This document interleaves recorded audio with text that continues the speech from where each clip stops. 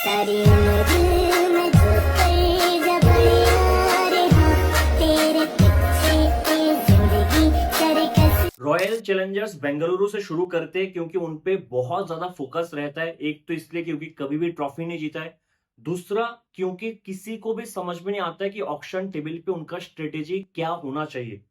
हम हर एक टीम का एनालिसिस इस तरीके से करेंगे जैसे कि हम उसी फ्रेंचाइज से बिलोंग करते हैं, बहुत ही न्यूट्रल तरीके से। अगर हम उस मैनेजमेंट के पार्ट होते तो हम क्या खरीदने की कोशिश करते, इस हिसाब से हम हर एक टीम को एनालाइज करेंगे। ब्लाइंड फॉलोअर बन के एनालिसिस नहीं करेंगे कि मेरा टीम है, मेरा फर्स्ट चॉइस है, तो मैं तो किसी को भी खरीदेगा बोलूंगा यही बेस्ट है, यही ट्रॉफी उठाने वाला है। ऐसे नहीं जाएंगे। सबसे ज्यादा मीम्स अगर ऑप्शन के बाद किसी का बनता है वो है आरसीबी का, हर एक साल।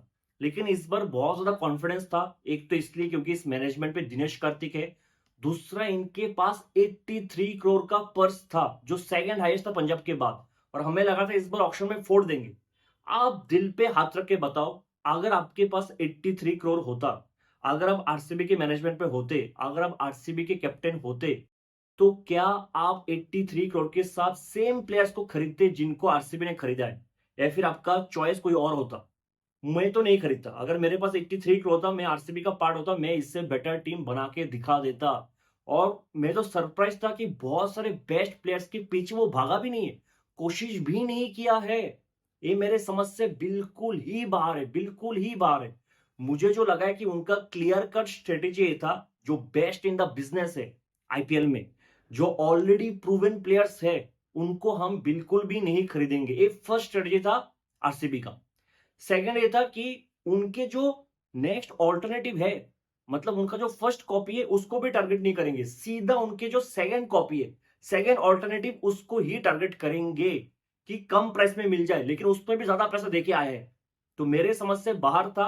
आप मुझे एक चीज बताओ, सनराइजर्स हैदराबाद, उनके पास 45 करोड़ का पर्स था, एमआई के पास भी शायद 45 करोड़ का ही पर्स था, सीएसके के पास 55 करोड़ का पर्स था। तीनों टीम उनसे आधे आधे पैसे में गया ऑलमोस्ट ऑक्शन टेबल पे, और उनसे बेटर टीम बना के दिखा दिया। मतलब मैं सरप्राइज था। हैदराबाद के पास 45 करोड़ था, उसमें से उन्होंने ऑलमोस्ट 11.5 करोड़ ईशान किशन पे खर्च किया है। मुंबई 45 करोड़ के साथ 12.5 करोड़ ट्रेंड बोल्ट को दे रहा है, एक तरफ से ट्रेंड बोल्ट, एक तरफ जसप्रीत बुमराह। और आपके पास 83 करोड़ था, आपने कोई भी बेस्ट प्लेयर्स को नहीं खरीदा। अब मेरा जो मुझे जो मानना है कि इन लोगों का जो गोल था ना, गोल ये था कि लास्ट टाइम हमारे पास जो स्क्वाड था हम उनसे बेटर स्क्वाड बनाएंगे, जो बेहतरीन गोल था। लेकिन आपका गोल होना चाहिए कि हमें ऑक्शन टेबल पे बेस्ट टीम बनाना है, बाकी जो 9 फ्रेंचाइज है उससे बेस्ट टीम बनाना है, बेस्ट स्क्वाड बनाना है। आपका गोल ही था छोटा, कि लास्ट टाइम जो स्क्वाड था उससे बेटर स्क्वाड बना के दिखाएंगे। वो तो आपने कर लिया सक्सेसफुल। मैं मानता हूं कि लास्ट ईयर से बहुत अच्छा स्क्वाड उन्होंने बनाया है, लेकिन 83 करोड़ के साथ वन सेकंड हाईएस्ट पर्स था आपके पास। क्या आप 10 फ्रेंचाइज में सबसे बेस्ट टीम बना के आए हो? बिल्कुल भी नहीं, बिल्कुल भी नहीं। सबसे बुरा तो मुझे इस बात का लगता है कि विराट कोहली 3 साल बाद आईपीएल में कैप्टनसी करेंगे, क्योंकि उस स्क्वाड में और कोई कैप्टन तो मुझे नजर नहीं आ रहा है। तो विराट कोहली कैप्टनसी करेंगे 3 साल बाद, और आपने विराट कोहली द कैप्टन को ए टीम प्रोवाइड किया 83 करोड़ के साथ। अगर आपके पास भी 45 करोड़ होता और उसके बाद अगर आरसीबी 80 स्क्वाड बनाता, मैं कहता कि बेहतरीन स्क्वाड बनाए। 43 करोड़ था इनके पास, अच्छा स्क्वाड बनाए। लेकिन 83 करोड़ के साथ आई एम सॉरी, ये बेस्ट टीम नहीं है। अपने विराट कोहली द कैप्टन को शायद डिसअपॉइंट किया है। आप मुझे पता नहीं कि ये विराट कोहली का तो चॉइस नहीं है। फिर there is a big question on him also. एक जो विराट कोहली द कैप्टन की लेगेसी पे एक सवाल उठता है ना हमेशा, इसमें बहुत बड़ा हाथ आरसीबी का रहा है। जो लोग इतना पोक करते हैं विराट कोहली द कैप्टन को, विराट कोहली द कैप्टनसी पे, कैप्टन पे इतना बड़ा सवाल उठता है कि कैसा कैप्टन है वो, क्योंकि 10 साल उन्होंने आरसीबी को नहीं जीता है। उसमें मैनेजमेंट का, आरसीबी के मैनेजमेंट का बहुत बड़ा हाथ है, और मुझे नहीं लगता इन्होंने विराट कोहली को बेस्ट टीम दिया है इस बार। हालांकि बहुत कुछ डिपेंड करता है कि ग्राउंड पे जाके कैसे खेलते हो। अल्टीमेटली ये इस पे डिपेंड करता है सब कुछ, कि ग्राउंड में जाके प्लेयर्स कैसे परफॉर्म कर रहे हैं। इससे भी खराब खराब टीम ट्रॉफी उठाया है, गुजरात, सीएसके, बहुत खराब टीम, एवरेज टीम के साथ ट्रॉफी उठाया है। तो अल्टीमेटली डिपेंड यही करेगा कि क्या ग्राउंड में आप अच्छा परफॉर्म करते हो, करोगे तो जीत जाओगे। लेकिन ऑक्शन टेबल पे आपका फ्रेंचाइज शायद टॉप 4 टॉप 5 पे बिल्कुल भी नहीं है इस बार, लेकिन लास्ट टाइम से बहुत बेटर है। आप जो आरसीबी के फैंस थे, उनका ऑक्शन से पहले एक माइंडसेट होता है, एक अप्रोच होता है, एक पर्सपेक्टिव होता है, और ऑक्शन के बाद चेंज कर लेते, जो ब्लाइंड फॉलोअर्स है। है ना, ऑक्शन से पहले कहते हैं कि हमें केएल राहुल चाहिए, है ना, केएल राहुल का होम कमिंग करवा दो, मिचेल स्टार्क का होम कमिंग करवा दो, मार्कस स्टोइनिस का होम कमिंग करवा दो, चाहल का होम कमिंग करवा दो, ठीक है, हमें विल जैक्स चाहिए, जैसे ऑक्शन पे नहीं मिलता है बोलते जो भी मिला वही बेस्ट है, नहीं बेस्ट है, हमें नहीं चाहिए था केएल राहुल, हमें नहीं चाहिए था स्टार, हमें नहीं चाहिए मार्कस स्टोइनिस, ये बेस्ट है लियाम लिविंगस्टन, जितेश शर्मा, ठीक है। आरसीबी के मैनेजमेंट सोचा होम कमिंग चाहिए ना, सबको होम कमिंग चाहिए इस बार। देवदत्त पडिक्कल, तूने एलएसजी के लास्ट टाइम कितना मैच खेला, अच्छा 8 या 9 मैच खेला, कितना स्कोर बनाया, अच्छा 8 या 9 मैच में 7 बार सिंगल डिजिट, आजा तेरा होम कमिंग करवा देता हूँ local boy. Team David last 2 साल में मुंबई के लिए क्या किया, एक भी मैच नहीं जिताया, एक भी मैच फिनिश नहीं किया, आजा आरसीबी में होम कमिंग करवा दिया। इससे वर्स्ट होम कमिंग इस ऑप्शन में किसी का नहीं था, टू बी वेरी ऑनेस्ट। बहुत ही डिसअपॉइंटिंग था, बहुत ही डिसअपॉइंटिंग था। पहले हम कुछ बड़े परचेस के बारे में बात कर लेते हैं, उसके बाद पूरा स्क्वाड देखेंगे, spin bowling attack, pace bowling attack, और जो बैट्समैन है उनके उनके बैकअप भी देखेंगे कि स्क्वाड में जितने भी प्लेयर्स लिया, क्या कोई इंजर्ड हो जाता है तो बैकअप में वो प्लेयर है जो आके अच्छा कर सकता है। लेकिन पहले कुछ बड़े परचेस के बारे में बात कर लेते हैं। लास्ट ईयर उनके पास एक प्लेयर था कैमेरन ग्रीन, जो पेस बॉलिंग ऑलराउंडर था, इस बार ऑक्शन में वो नहीं है क्योंकि इंजर्ड है। तो कैमेरन ग्रीन का रिप्लेसमेंट ऑक्शन में कौन था, कौन कैमेरन ग्रीन का बेस्ट रिप्लेसमेंट हो सकता था, वो था मार्कस स्टोइनिस। मार्कस स्टोइनिस को पंजाब ने सिर्फ 11 करोड़ में खरीदा है, सिर्फ 11 करोड़ में। आरसीबी ने क्या किया, कुछ नहीं किया, आरसीबी ने खरीदा लियाम लिविंगस्टन को 8.75 करोड़ में। अब Liam Livingstone is not a bad player at all, he is a monster. लेकिन जो सवाल है, इंडिया की कंडीशन में उसने कितना अच्छा किया है, अभी तक कुछ भी नहीं किया है। लियाम लिविंगस्टन इंडिया की कंडीशन में कुछ भी नहीं किया है अभी तक। 3 साल से पंजाब में खेल रहा है, 3 साल में आप जाके एक बार देख लो, ज्यादा से ज्यादा 3 मैचेस उसने खुद के दम पे जिताया है पंजाब को। 3 साल में 3 मैचेस, मतलब ऑन एवरेज 1 साल में 1 मैच वो खुद के दम पे जिताता है। तो क्या वो प्रूवन प्लेयर है, क्या वो श्योर शॉट एश्योरिटी देता है कि वो अच्छा ही करेगा, बिल्कुल भी नहीं। चलेगा तो चलेगा, नहीं चलेगा तो खत्म, ठीक है। फिर उन्होंने इन्वेस्ट किया रोमरियो शेपर्ड पे, जब मार्को यानसन भी था, लेकिन उन्होंने कहा नहीं, हमें चाहिए रोमरियो शेपर्ड, ए अच्छा है, ए चिन्नास्वामी में कम से कम 5 छक्का खाएगा एक ओवर में। रोमरियो शेपर्ड का अगर इकोनॉमी बॉलिंग के टाइम पे 10.5 से नीचे रहता है, आप जो कहोगे मैं वो करूंगा। अगर रोमरियो शेपर्ड खेलता है चिन्नास्वामी की पिच पे, उसका इकोनॉमी 10.5 से ज्यादा ही रहेगा। आपके पास मार्को यानसन का एक ऑप्शन था, मतलब आप सेम प्राइस में प्लेयर्स को खरीद रहे हो, लेकिन वो बेस्ट ऑप्शन नहीं खरीद रहे हो। जो बेस्ट ऑप्शंस था, उनका प्राइस उतना ज्यादा नहीं था जिन प्लेयर्स पे आपने इन्वेस्ट किया है। फिर उन्होंने एक प्लेयर पे इन्वेस्ट किया, Jitesh Sharma. Now I personally like Jitesh Sharma, क्योंकि टैलेंट उस पे बहुत है, हार्ड हिटिंग कर सकता है, नेचुरल हार्ड हिटर है, उसको ज्यादा जोर लगाने की जरूरत नहीं है, बहुत अच्छा प्लेयर है। लेकिन वन सेकेंड, जितेश शर्मा वो प्रूवन प्लेयर नहीं है। आपने जितेश को 11 करोड़ दिया है, 11 करोड़ फॉर जितेश शर्मा, मैं सोच भी नहीं सकता था। 11 करोड़ अगेन, 3 साल खेले पंजाब के लिए, 3 साल में जितना मुझे याद आ रहा है, जितेश शर्मा अपने दम पे सिर्फ 2 मैच जिताए पंजाब को, 3 साल में 2 मैच। एक चेन्नई के साथ चेपॉक में था 2 साल पहले, और एक शायद राजस्थान के साथ था या फिर किसी और के साथ था। मुझे तो 2 ही मैच याद आता जिसमें जितेश शर्मा अकेले दम पे पंजाब को जिताया है। उसके लिए आपने 11 करोड़ खर्च किया है। जितेश शर्मा मुझे लगता है कि दिनेश कार्तिक वाला रोल प्ले करने वाले हैं, अच्छा कर सकते हैं चिन्नास्वामी की पिच पे, लेकिन क्या ये सब प्लेयर्स पहले अच्छा किया आईपीएल में, नहीं किया है। आपको हमेशा ऑक्शन टेबल पे जब इतना पैसा होता है, आपको एक्सपीरियंस ढूंढना चाहिए, आपको ये देखना चाहिए कि क्या उसने अपने फ्रेंचाइज के लिए पहले भी अच्छा किया है आईपीएल में। दोनों ही प्लेयर्स अभी तक आईपीएल में अच्छा नहीं किया है। मैं लियाम लिविंगस्टन को भी बहुत बड़ा बैट्समैन मानता हूं, वो अच्छा खासा बॉलिंग भी कर सकता है, ऑफ स्पिन लेग स्पिन दोनों कर सकता है, लेकिन आपके पास उससे भी बेटर ऑप्शन था मेरे भाई, मार्कस स्टोइनिस था। रोमरियो शेपर्ड के जगह आप मार्को यानसन को ले सकते थे, और जितेश शर्मा की जगह भी आपको उधर एक पावरफुल बैट्समैन मिल जाता। आपको तो विकेट कीपिंग चाहिए नहीं, आपको तो पास तो फिल शॉट ऑलरेडी है, लेकिन आपने जितेश शर्मा को लिया, वो भी 11 करोड़ से। आशुतोष को ले सकते थे, आशुतोष को, नेहल वडेरा को ले सकते थे, नमन धीर को ले सकते थे। इनफैक्ट नमन धीर और नेहल वडेरा के लिए आप गए भी थे, लेकिन आपने खरीदा नहीं, तो मेरे समझ से बाहर है। अब इनका जो बेस्ट बाय था इस ऑक्शन में, वो है फिल सॉल्ट, जिनको उन्होंने 11.5 करोड़ में खरीदा है। Phil Salt is a great buy. लेकिन क्या जॉस बटलर एक ऑप्शन हो सकता था, क्योंकि बटलर भी सिर्फ 15.75 करोड़ में बिका है जीटी में, और बटलर ऑलरेडी प्रूवन प्लेयर है, कंसिस्टेंटली अच्छा किया आईपीएल में, और शायद विराट कोहली के बाद आईपीएल में सबसे ज्यादा century, if I am not wrong, Buttler का ही है। बटलर एक ऑप्शन हो सकता था, लेकिन इन्होंने फिल सॉल्ट को चुना, लेकिन फिल सॉल्ट बेहतरीन परचेस था मेरे हिसाब से। एक चीज जो मैं आपको इधर हाईलाइट करना चाहूंगा, इनके जो प्लेइंग 11 में दो मेन बैट्समैन है, फिल सॉल्ट और लियाम लिविंगस्टन, दोनों कंफर्म है प्लेइंग 11 में रहेंगे, दोनों इंग्लैंड के प्लेयर्स है। और आपको पता है आईपीएल की हिस्ट्री में ये हमेशा हुआ है कि नॉकआउट स्टेजेस में, क्वालिफायर्स में इंग्लैंड के प्लेयर्स अवेलेबल नहीं होते हैं। हमेशा इंग्लैंड के मैचेस होते हैं उस टाइम पे, और ईसीबी प्रेशर डालता है, इंग्लैंड क्रिकेट बोर्ड प्रेशर डालता है कि आप वापस आ जाओ। और one of the main reason कि जॉस बटलर को छोड़ दे राजस्थान, क्योंकि राजस्थान लास्ट टाइम क्वालिफायर में पहुंच गया था, और उनका मेन जो बैट्समैन है उस टीम का, जो उनको कैरी करता जॉस बटलर, वही नहीं था। फिर कोई थर्ड कॉपी से ओपनिंग करवाना पड़ा और वो हार गए। तो अगर ऐसा होता है, आरसीबी क्वालिफाई करता है और इंग्लैंड के दो बेस्ट प्लेयर्स थे उनके प्लेइंग 11 में, फिल सॉल्ट और लियाम लिविंगस्टन नहीं होते, फिर भाई साहब आप रोने लगोगे, क्योंकि उनका बैकअप पे उनका कोई रिप्लेसमेंट है ही नहीं। बैकअप में आरसीबी के प्लेयर्स बहुत ही खराब है, प्लेइंग 11 तो फिर भी अच्छा है, बैकअप में उनके पास प्लेयर ही नहीं है। अगर कोई भी इधर से इंजर्ड होगा, कोई किसी को भी कुछ भी होगा ना, जो प्लेयर्स आएंगे उनको देख के आप खुद रो दोगे। आप सबसे बड़ा गेम आरसीबी ने तो कल शाम को खेला है। पहले दिन ऑक्शन जब खत्म हुआ था, मुझे लगा था ये लोग पैसा बचा रहा है वाशिंगटन सुंदर के लिए, ये लोग पैसा बचा रहे हैं विल जैक्स के लिए, मुझे ऐसा लगा था। विल जैक्स का नाम आता है, 5 करोड़ में मुंबई खरीद लेता है, आरसीबी आरटीएम नहीं करता है।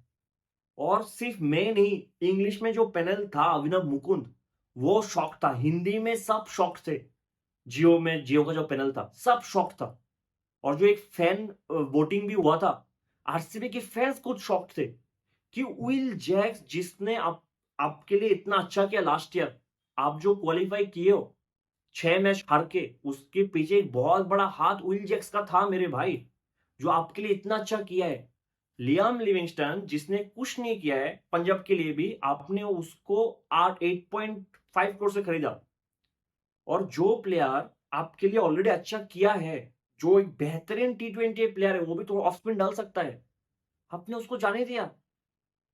मतलब समझ में आता है, जो चाहल जाके पॉडकास्ट में बात करता है ना, वो समझ में आता है क्यों करता है। टू बी वेरी ऑनेस्ट, इससे ज्यादा डिसअपॉइंटिंग मूव, इससे ज्यादा खराब मूव इस साल आईपीएल के ऑक्शन में एक भी नहीं था। इससे डिसअपॉइंटिंग मूव, बाकी टीम को जो प्लेयर चाहिए था आरटीएम कर नहीं पाए, लेकिन उनके पीछे भागे। 5 करोड़ में मिल रहा था यार विल जैक्स, और अंबानी के हाथ मिला रहा है कि भाई साहब थैंक यू कि मुंबई इंडियंस को आपने बहुत ज्यादा स्ट्रांग बना दिया है। मतलब आरसीबी का ऑक्शन में होने से एक फायदा तो बहुत है कि बाकी टीम स्ट्रांग हो जाता है मेरे भाई। वॉशिंगटन सुंदर 3.2 करोड़ में जीटी में चला गया। उन्होंने क्या किया, नहीं चाहिए वॉशी, मुझे चाहिए कृणाल पांड्या। अब मुझे मेरे समझ से बाहर है, कृणाल पांड्या वंस अगेन अच्छा प्लेयर है, मुंबई के टाइम पे वो बहुत अच्छा कर रहा था, बैट से भी बॉलिंग से भी। कृणाल पांड्या एक left handed off spin Orthodox है, ऑफ स्पिन है। अगर आपको एक लेफ्ट हैंड ऑफ स्पिनर चाहिए था, लेफ्ट हैंडेड ऑफ स्पिन जो बैटिंग भी कर सकता है, आप शहबाज अहमद को कम प्राइस में ले लेते और आप ओवाशी को भी ले लेते। जितने पैसे में आपने कृणाल को लिया, उस पैसे में ओवाशी और शहबाज शायद दोनों आ जाते, if I am not wrong. लेकिन आपने कहा नहीं, इस टाइम पे कौन अच्छा है, ओवाशी और कृणाल? ओवाशी, फिर ओवाशी नहीं चाहिए, सेकंड कॉपी कृणाल पांड्या मेरे समझ से बाहर है। आपके पास ऑलरेडी एक लेफ्ट हैंड ऑफ स्पिनर था स्वप्निल सिंह, आप शहबाज अहमद को खरीद सकते थे कम प्राइस में, आप ओवाशी को भी खरीद सकते थे, आपने डिसाइड किया नहीं, मैं तो ये सब नहीं करूंगा। तो ये उनकी कुछ बड़े परचेस, कुछ बड़े हाइलाइट्स हैं मेरे हिसाब से इस ऑक्शन में। आप पूरा स्क्वाड देख लेते हैं, पहले उनकी बॉलिंग अटैक से शुरू करते हैं, क्योंकि हमेशा ये कहा जाता है कि इनका बॉलिंग अच्छा नहीं बनता है। जैसे मैंने कहा है कि इन्होंने काम तो अच्छा किया है, मतलब लास्ट मेगा ऑक्शन पे जो, मतलब लास्ट ईयर उनके पास जो स्क्वाड था उससे बेटर स्क्वाड बनाया है, लेकिन इस बार ऑक्शन टेबल पे उनका स्क्वाड बेस्ट नहीं है, इससे बेटर टीम बना सकते थे। इससे कम प्राइस में आके बहुत सारे टीम्स इनसे बेटर स्क्वाड बना के चला गया है। इनके बॉलिंग डिपार्टमेंट में अगर आप देख लो, जो स्पिनर से शुरू करते हैं, सुयश शर्मा जो लेग स्पिनर है, पहले केकेआर के लिए खेलते थे, कृणाल पांड्या, स्वप्निल सिंह, दोनों सेम तरीके के बॉलर है, उनमें से एक को खेलने का मौका मिलेगा तो कृणाल पांड्या खेलेगा। ऑक्शन में एक बहुत बड़ा मिस्ट्री स्पिनर आया था, गजनफर, अल्लाह गजनफर अफगानिस्तान का। क्या बढ़िया स्पिनर, आपने उसको देखा है? शायद 18 ईयर्स या 19 ईयर्स का है वो, और कोलकाता के पास जब उनके पास वरुण चक्रवर्ती था, कोलकाता के पास सुनील नरीन ऑलमोस्ट उनका 2 बेस्ट स्पिनर्स टी20 के उनके पास है, फिर भी वो कम प्राइस में उनके पास शायद पर्स 7 या 8 करोड़ था और वो गजनफर के पीछे भाग रहा है। आरसीबी जिसके पास इतना पैसा बचा है वो छोड़ दिया। हमें नहीं चाहिए, बेस्ट स्पिनर है, बेस्ट मिस्ट्री स्पिनर है, हम इसको ग्रूम कर सकते हैं, फ्यूचर में एक बेस्ट स्पिनर बन सकता है, खतरा बन सकता है बाकी टीम के लिए। नहीं चाहिए मेरे भाई, जाने दो। हम खरीदेंगे सुयश शर्मा को। जो मैं कह रहा था, इन्होंने first best choice, first best option को जाने दिया, उनकी सेकंड कॉपी को खरीदने में कोई भी चूक नहीं किया है। उनका क्लियर कट यही स्ट्रेटेजी था, लेकिन लास्ट ईयर के कंपैरिजन में इनका स्पिन अटैक बहुत अच्छा है। लास्ट ईयर उनके पास था मयंक डगर, शहबाज अहमद को जाने दिया, मयंक डगर को लाया था करण शर्मा, उनसे बेटर स्पिनर्स इस बार उनके पास है। Liam Livingstone off spin, leg spin दोनों कर सकते थे, कर सकते हैं। अब पेसर्स के बारे में बात कर लेते हैं। उनके पास जो पेसर्स है, जो मेन पेसर्स है, जो मुझे लगता है कि प्लेइंग इलेवन में होंगे, वो है भुवनेश्वर कुमार, जॉश हेजलवुड, राशिद दर सलाम, यास दयाल, ये 4 आपको खेलते हुए दिखेंगे। उनके बाद कुछ बैकअप पे जो पेसर्स है वो है नुआन थुसारा और लुंगी निगिड़ी। पहले जो मेन 4 बॉलर्स है, भुवनेश्वर कुमार, हेजलवुड, राशिद दर सलाम और यास दयाल, उनके बारे में बात करते हैं। चारों के चारों बॉलर सेम कैटेगरी की है। सेम कैटेगरी मतलब जो वैरायटी है ना, वो वैरायटी मिसिंग है। चारों के चारों बॉलर्स 130 टू 140 के बीच के पेस में बॉलिंग करेंगे। इनफैक्ट 135 को भी वो हार्डली क्रॉस करते हैं। यश दयाल हार्डली 135 को क्रॉस करेगा, भुवनेश्वर कुमार हार्डली 135 को क्रॉस करेगा, राशिद सलाम हार्डली 135 को क्रॉस करेगा, जॉस हेजलवुड 136, 137, 138 पे बॉल डालेंगे। बीच में एक तुक्का आ गया तो 140 टच कर लेंगे। उनके पास 145 के ऊपर या फिर 145 में कंसिस्टेंटली एक जो गन डेप्थ बॉलर चाहिए, एक जो गन पेसर चाहिए, वो मिसिंग है। क्या वो खरीद सकते थे? बिल्कुल खरीद सकते थे, बहुत सारे ऑप्शंस थे। रवाडा, Mitchell Starc, Jofra Archer, in fact Trent बोल एक बेहतरीन ऑप्शन हो सकता था, जॉश हेजलवुड से बेटर। उनका आईपीएल का रिकॉर्ड भी जॉश हेजलवुड से बेटर है, लेकिन उन्होंने कहा नहीं जी, फिर से मुंबई को एक स्ट्रॉन्ग टीम बना देता हूं। एक तरफ से बोल्ट आएगा, एक तरफ से जसप्रीत बुमराह। इतना डिसअपॉइंटिंग परफॉर्मेंस है। Bowling attack, pace bowling attack भी पिछले साल से तो बहुत बेटर है, नो डाउट, लेकिन ये बेस्ट ऑप्शंस नहीं है। और ऐसा नहीं है आपके पास बजट नहीं था, और जो बेस्ट ऑप्शंस है वो इनसे कम प्राइस में बिका है या फिर सेम प्राइस में बिका है। मोहम्मद शमी था, टी नटराजन था। जो पेस यूनिट में एक वैरायटी चाहिए ना, कि कोई किसी को स्विंग मिल जाए पहले शुरू में, ठीक है, कोई आके यॉर्कर डाल दे, कोई आके मतलब गति से बीट कर दे। और सब टीम के पास एक तो बॉलर है जो गन स्पीड बॉलर है, जो बहुत अच्छा गति से आपको बीट कर सकते हैं। वो बॉलर इनके 4 बॉलर्स में जो प्लेइंग में होंगे वो है ही नहीं। आप भुवनेश्वर कुमार को देख लो, बहुत अच्छा बॉलर है। वो शुरू में स्विंग ढूंढेंगे न्यू बॉल के साथ, और स्विंग मिल सकता है उनको, चिन्नस्वामी में स्विंग मिल सकता है, हवा रहते हैं, स्विंग मिलेगा। जॉश हेजलवुड भी सेम बॉलर है, सेम बॉलर, और इयास दयाल भी सेम बॉलर है। तीनों ज्यादातर स्विंग पे डिपेंड करते हैं, तीनों गुड लेंथ पे बॉल डालेंगे आके नए बॉल के साथ। फिर उनके पास जो वैरायटी है वो है नाकिल बॉल, वो है स्लोअर डिलीवरी, मिक्स करेंगे, ज्यादा और कुछ वैरायटी है नहीं। और जॉश हेजलवुड क्योंकि हाइट है, वो 1-2 बाउंसर डालेगा आपको। लेकिन तीनों ऑलमोस्ट सेम पैटर्न के बॉलर है मेरे भाई, सेम पैटर्न के। तीनों अच्छे हैं, मैं नहीं कह रहा हूं कि तीनों खराब है, तीनों बहुत अच्छे हैं। भुवनेश्वर कुमार भी अच्छा है, हेजलवुड भी अच्छा है, इयास दल भी अच्छा है, लेकिन तीनों सेम कैटेगरी में आता है। तो आप थोड़ा सा वेरिएशन कर सकते थे, थोड़ा सा वेरायटी ला सकते थे। ये जॉश हेजलवुड हो गया, ठीक है, एक कोई गन पेस बॉलर खरीद लेता हूं, जोफ्रा आर्चर, या फिर जॉश हेजलवुड को निकल के जोफ्रा आर्चर और भुवी, आप ये सब कर सकते हैं। फिर शामी, जो सीम पे डिपेंड करता है, शामी, जॉश हेजलवुड पे सीम पे डिपेंड करती है, लेकिन जॉश हेजलवुड ज्यादा स्विंग पे डिपेंड करता है। सीम और स्विंग पे डिफरेंस है, ठीक है। जो शामी है उसका सीम पोजीशन बहुत अच्छा, आप शामी पे इन्वेस्ट कर सकते थे, वो भी इतने में ही बिका है। राशिद सलाम, जिन पे आपने 6 करोड़ से ऊपर खर्च किया है, वो बहुत ही अच्छा टैलेंट है, मुझे बहुत पसंद है। हालांकि एक ही साल एक बार वो बैंड हो गए थे इंडियन क्रिकेट से, एज फ्रॉड की वजह से, जितना मुझे याद आ रहा है। राशिद सलाम एक बार, कश्मीर का है ना वो, जम्मू से खेलता है, एक बार वो बैंड हो गए थे पहले, क्योंकि एज फ्रॉड का इशू था। उसके बाद लास्ट ईयर उन्होंने दिल्ली के लिए बहुत अच्छा किया। उसके पास एक बहुत अच्छा यॉर्कर, एक स्लोअर यॉर्कर है, इस कम उम्र पे, इस छोटे हाइट के साथ एक बहुत स्लोअर यॉर्कर डालता है, बहुत अच्छा है। इमर्जिंग एशिया कप पे मैं फॉलो कर रहा था, बहुत अच्छा बॉलिंग किया है, एक अच्छा पर्सपेक्टिव बन सकता है आपके लिए।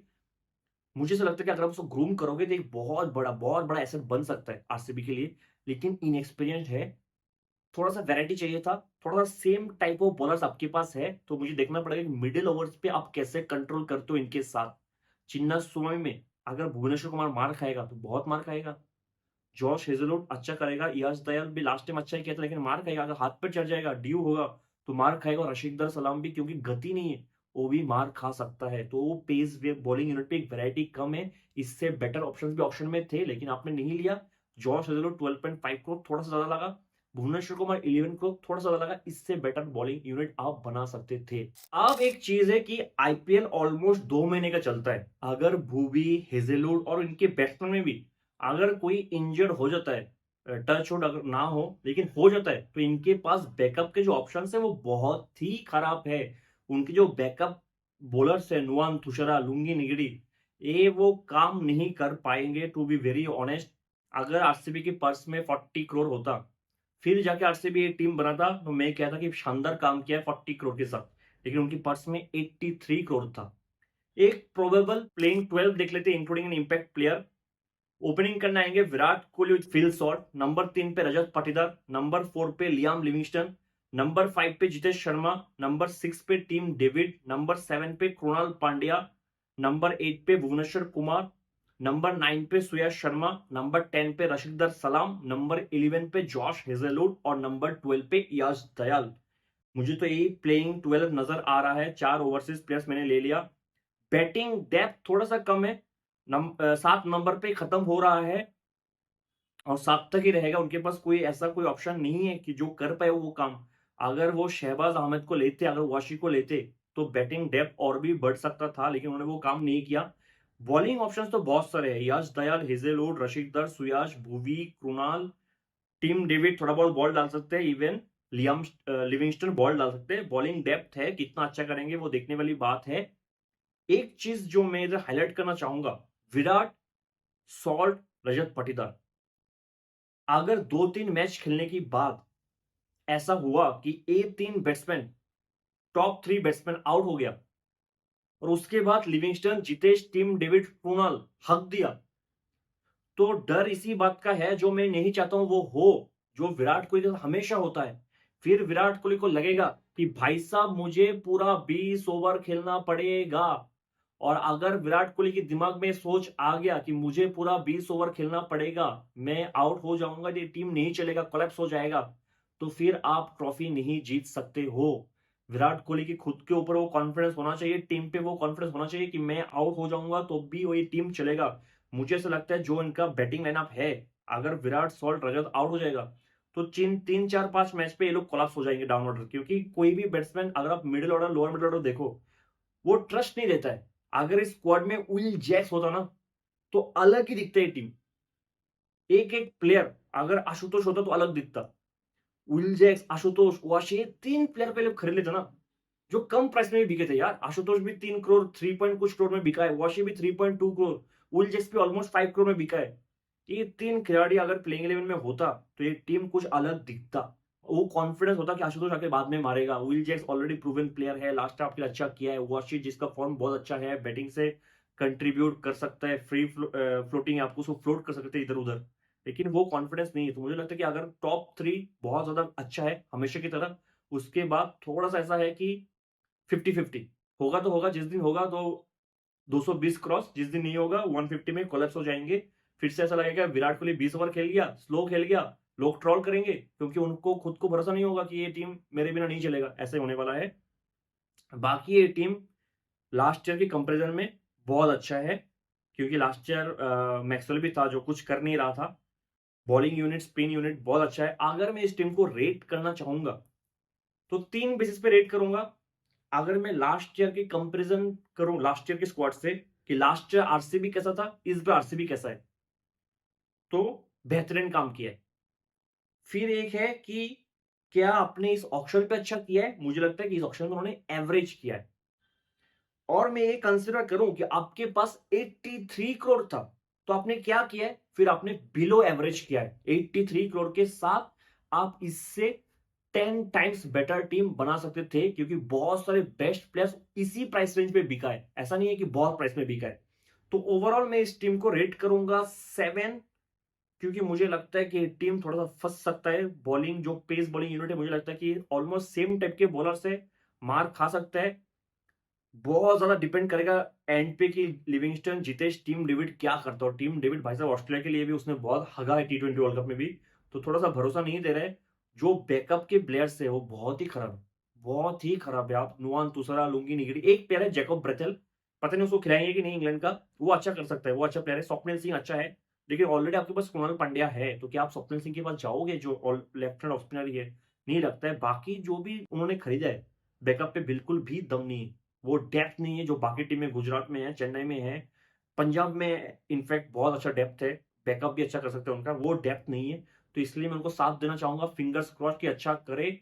Once again Virat Kohli the captain के लिए एक बहुत बड़ा टास्क होने वाला है इधर से, कि वो खुद को, उनको शायद महसूस हो गया होगा कि ये बेस्ट टीम नहीं है, इससे बेस्ट टीम हम बना सकते थे।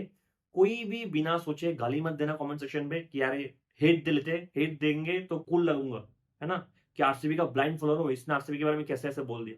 आप खुद दिल पे हाथ रख के सोचो, अगर आपके पास 83 करोड़ होता, अगर आप विराट कोहली होते थे, कि आपको यही टीम चाहिए था या इससे बेस्ट टीम भी हो सकती थी? अगर आपको लगता है कि यही बेस्ट टीम है जो आरसीबी डिजर्व करता है, इससे बेटर टीम बन नहीं सकता था, तो फिर आप गाली दो, जितना हो सके गाली दो, मुझे कोई प्रॉब्लम नहीं है। मिलते हैं अगले वीडियो में, तब तक के लिए जय हिंद।